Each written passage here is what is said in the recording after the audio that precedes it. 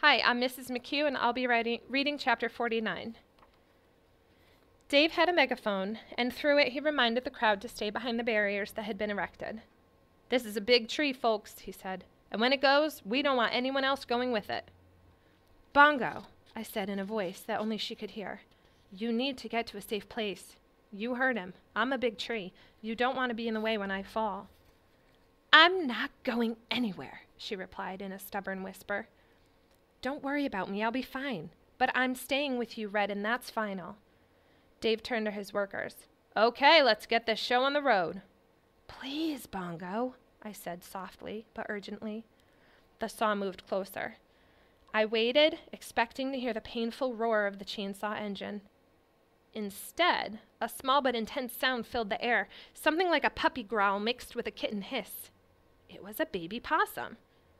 Darting through the huge crowd, across the muddy lawn, past Dave and his crew, around the massive saw, beneath the stump grinder, and finally, triumphantly, up my trunk, was none other than Flashlight. He climbed straight to his former hollow and settled there, his tiny head poking out. He was panting and trembling and hiccuping, but he did not seem to be in any danger whatsoever of fainting. "I missed you, Red," he said in a voice so small that only Bongo and I could hear it. "Hold off on the saw!" Dave yelled. "Some dang animal just ran up the trunk." Bongo popped out of her hollow. "Flash!" she hissed. "You can't be here. It's dangerous. They're about to, you know." "You're here," Flash pointed out. Across the grass streaked Harry Spiders, with her other babies trailing. She went straight to the opposite hollow, straight to the possum hollow, where she proceeded to scold Flash as she snuggled him close. In the sky, little Harold suddenly appeared, frantically flapping his wings like a fuzzy butterfly. Agnes and the rest of her brood followed. They settled into their own home as if they'd never left. Bongo moved to home plate to make room for the owls. The ewes came next, trotting across the lawn. Last to join the group was the skunk family, who quickly scrambled up my trunk. 7 possums, 4 raccoons, 5 owls, and 6 skunks had waddled, scooted, dashed, and fluttered from their various homes just to see me off. My residents, my friends. The crowd was delighted. People applauded. They cheered. They laughed. Francesca, straining to get a look, accidentally let go of the kitten's leashes, allowing Lewis and Clark to escape. They ran straight to me, clambering up my trunk to join the gang. It wasn't all perfection. The babies and parents were grumbling, but softly enough that none of the humans could hear. "Ouch," muttered Hot Buttered Popcorn. "Your tail is in my mouth," cried one of the ewes. "You smell like skunk," someone complained. "I am a skunk," came the reply. "Mom," asked Harold, "should I be afraid of a cat?" "As a rule, yes," said Agnes, "but this is a special circumstance."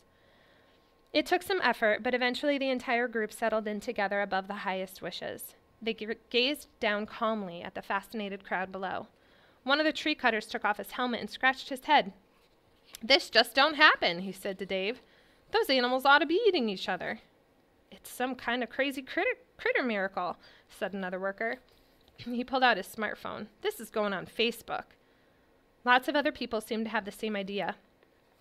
Cameras clicked away. Ignoring the barricades, the reporters dashed over, microphones extended, as if they were hoping to interview the animals.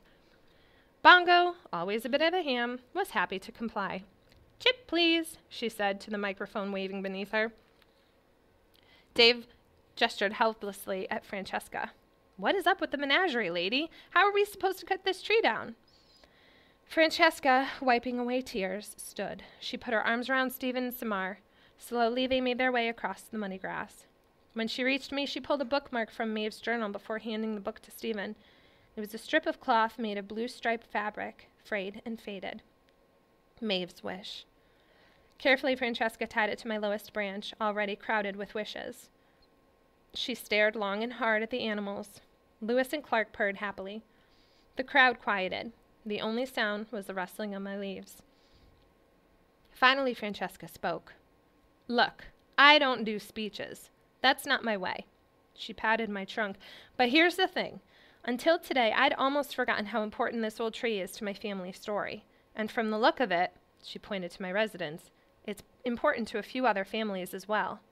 Many people smiled. A few laughed. "I hate this word," Francesca continued, running her hand over my carved bark. "Hate it. My great-great-grandmother Maeve would have hated it just as much. Here in this neighborhood, we're better than this. She looked over at Samar's parents. We don't threaten people here. We welcome them. Francesca reached for Samar's hand. This tree is staying put, and I hope your family will too.